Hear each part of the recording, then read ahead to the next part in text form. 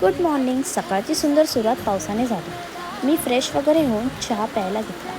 चहा वगैरे पिऊन झाल्याच्यानंतर आम्ही डेकोरेशनच्या कामाला लागलो. आम्ही सगळे हसत खेळत डेकोरेशन करत होतो. एका बाजूला बाप्पाची गाणी आणि त्यामुळे होणारं घरात आनंदमय वातावरण. त्यामुळे डेकोरेशन कधी झाले कळलेच नाही. मी सकाळी फ्रेश वगैरे होऊन बाप्पाच्या आगमनाला तयार झाले.